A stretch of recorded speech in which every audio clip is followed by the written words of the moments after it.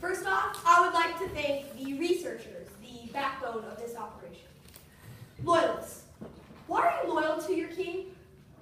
Is he scaring you into support, or is it the tax cuts? Give me an answer at the end of my speaking.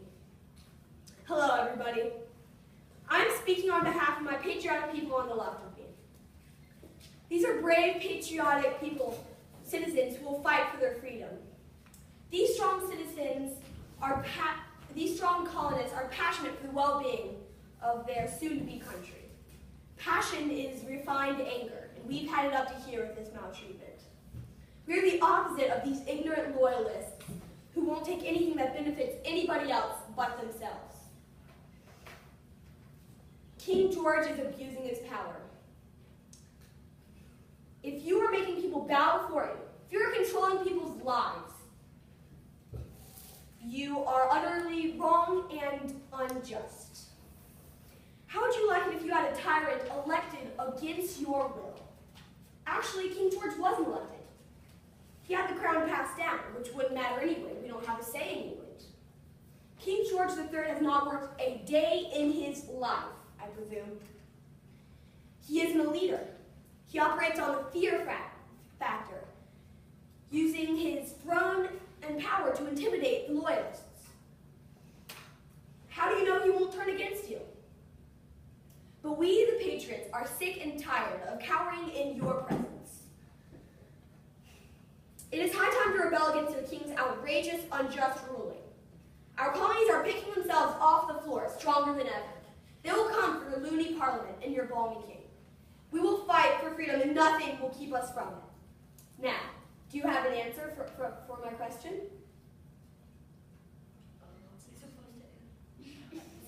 Thank you. Now we have the verdict. What might be good for the whole might not be good for the individual, meaning what might be good for the British Empire, as in taxes and other things, might not be good for all the patriots and loyalists that live in the colonies that are getting taxed. England has to know that their decisions affect every single person who lives in the colonies that are getting taxed. How can England rule the colonies when they've never even been here before? How do they know what's going on here? On the other hand, your king's making us pay for the war that he started. We're tired of fixing his mistakes. This whole war started because he thought the Ohio River Valley belonged to himself. This is ridiculous. How would England feel if we started a war, had it for 7 years, that made them pay for all the supplies that we use? And the king made a colony to have more power, right? Well, by taxing us, all he's doing is weighing us down, not building us up, making us stronger. Thank you. Now we have Nina Olshansky. I will admit that taxes are good and needed, but the amount that you're taxing us is totally outrageous. The king is taxing us a crazy amount on sugar. It's also not just sugar. It's other everyday items like tea, papers, paints, and more. And we don't even have a say in it because the king hasn't let us represent the parliament. And even if he did, he never listened to us, just raised taxes anyway. Now I understand why you're taxing us to pay for the French and Indian War, but we finished paying for that, yet you're still taxing us. You're just trying to fill up your royal coffers again. Don't you understand that we need this money to survive too? We didn't plan to come here just so you could take away our money to make England wealthy.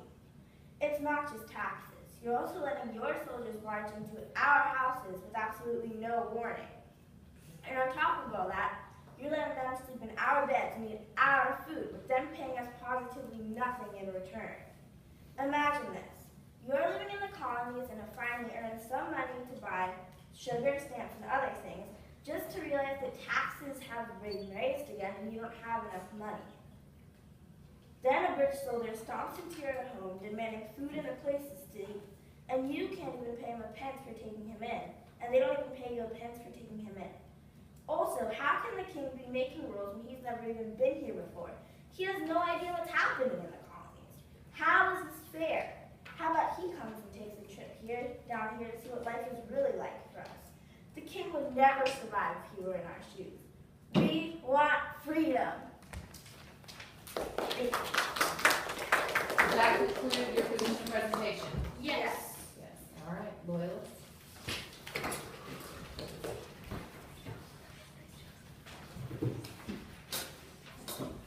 Introducing Avery Cleaver.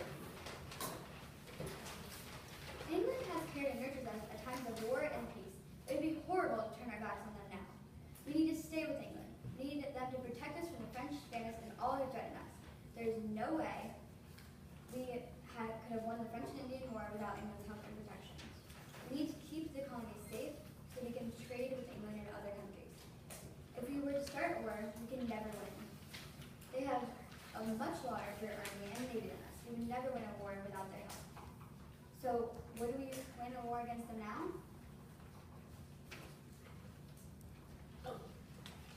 Introducing Lizzie Haddix. We cannot win a war with Great Britain. The British have the most powerful army and navy on earth. We don't have the money to form and maintain a national army and navy or to arm all of our men. It would not be in our best interest to start a war with Great Britain. They are the ones who sent us here and the ones who are responsible for our lives. Starting a war with them would ruin everything. We could lose hundreds of our best or even thousands of our best and most intelligent men. They could be hanged for treason against the king and England, or get killed at war. Thousands of people would die. And for what? Independence against their own benefactor? We might have the home advantage, but England has 10,000 troops stationed in the colonies who know this place just as well as we do. If we go to war and win, then we will have to survive a theoretical and untested government. Just because the English government is increasing control does not justify going to war. Nothing is perfect. Just because it isn't perfect doesn't mean we should adventure into the unknown and unsafe.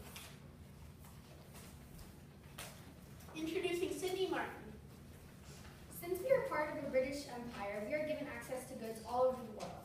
Our trade with England is very profitable for the colonies. It will be difficult for us to develop trade relations with other countries if we separate from England.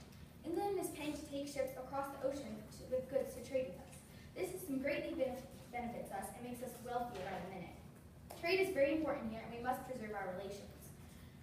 Our country would be in chaos if we don't stay with England, and all that England provides for us will be gone. We must stay together, or England and their allies will turn their backs on us in a time of need or desperation. England provides us with safety, trade, and many other things. If we separate from England, it will be hard to create and develop trade relations, which will cause a hole in the economy. We have secure trade relations under England, and if we separate, we will lose all of that. We must not let our anger get the best of us. And finally, introducing Fred O'Brien. England needed to pay the debts from the French and Indian War. They paid for everything and needed more money to replenish supplies from the war. So, people in Parliament and the King had to tax us to repay the money spent from the war. The leaders in England meant to be fair, and their rulings were. You reacted impulsively and refused to pay the less amount of taxes. In fact, we pay 5% less amount of taxes than people in England do.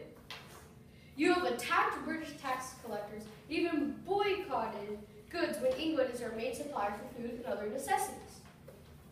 The Sugar Act and Stamp Act were made to collect taxes from us to pay for the war and help to keep the colonies and England running. England paid for the French and Indian War, which was to, you need to pay the taxes so all of us can survive. It's just a couple pence. We still have to pay our taxes in your new government, and taxes are necessary and needed to help run the government. Parliament is just too far away to have delegates from other colonies in it. And we do have representation as English subjects and as Englishmen. Thank